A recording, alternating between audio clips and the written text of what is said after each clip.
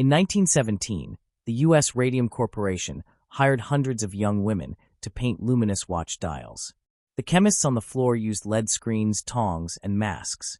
Yet the women were told it was perfectly safe to lick the brushes. That is messed up, yo. That's messed up. That's messed up. It's messed up. You messed up big time! Oh, but it gets worse.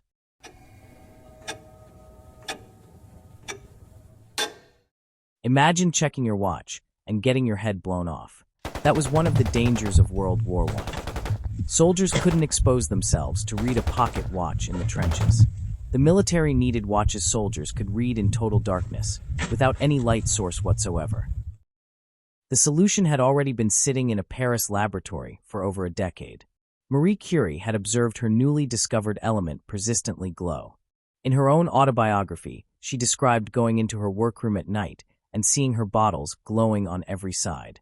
She called them, quote, faint fairy lights. She was so captivated she kept a vial on her bedside table just to watch it. Marie saw a scientific wonder. The companies? They saw an opportunity. So why does radium glow? Think of radium like a popcorn machine that takes 1,600 years to pop just half its kernels. The unstable atoms are constantly popping, releasing alpha particles every time they do. Each one of those pops fires a high-energy particle straight into the zinc sulfide crystals surrounding it. The crystals light up on impact. And for any practical human purpose, it never stops popping. But with radium, Do not eat it. by 1903, 14 years before the first dial painter licked a brush, scientists already understood that radioactive particles jolted living tissue, causing severe burns. Pierre Curie said it himself in a public interview that year. He said he would not care to trust himself in a room with a kilo of pure radium, as it would, quote, destroy his eyesight, burn all the skin off his body, and probably kill him. I would ask him, But what about your wife? the man who founded US Radium Corporation, Dr. Sabin von Sauchuki, had studied under the Curies in Paris starting in 1906. He knew that warning personally. He had learned from the people who discovered the element. And by 1917 his own body was so contaminated from working with radium that his presence was causing false readings on the laboratory equipment. Von Sauchuki took radium-226 and combined it with zinc sulfide and an adhesive binder and called it Undark. Bright, consistent, and permanent, exactly what the military needed to help keep their soldiers safe. By the end of World War I, the U.S. was producing over 4 million radium dial watches a year, but the military contracts dried up. So rather than shut down, the company pivoted, selling radioactive watches directly to the American public. The demand never stopped, which meant the factories never stopped, which meant the women never stopped painting. So why did they eat the paint? In order to properly apply it to the dials, the women had to lick the brush to keep a fine point, meaning they were ingesting radium with every single stroke. When questioned, the managers assured them it was perfectly fine, healthy even, beautifying. And you beautify your soul. Now here is the science of why this was a death sentence.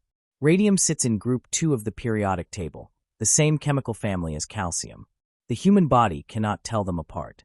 Remember those popcorn kernels? Imagine your body is the popcorn machine, and it has one job, sort the kernels. But radium kernels look identical to calcium kernels. The machine doesn't check twice. It just routes them straight to the bone, same as it would a glass of milk. And those kernels never stop popping, firing alpha particles directly into the surrounding bone tissue with no barrier between them and living cells.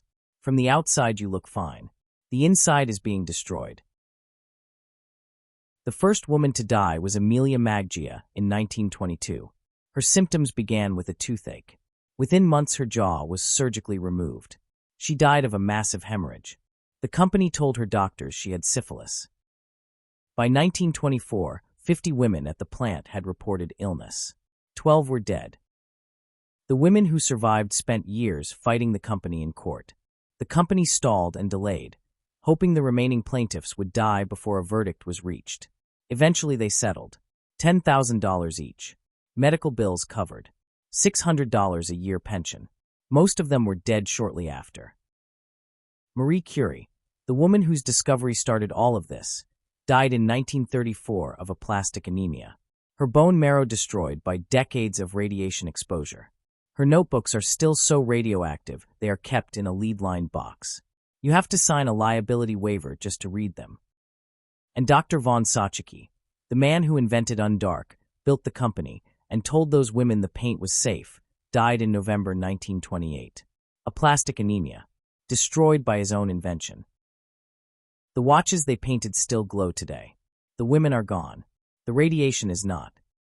Their case established for the first time in American legal history that an employer could be held liable for occupational disease.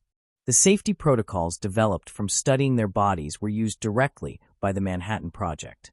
Every workplace safety law in the United States today traces part of its lineage back to those women.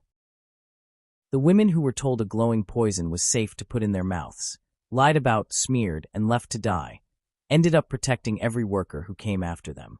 That is not a silver lining, but it is a legacy.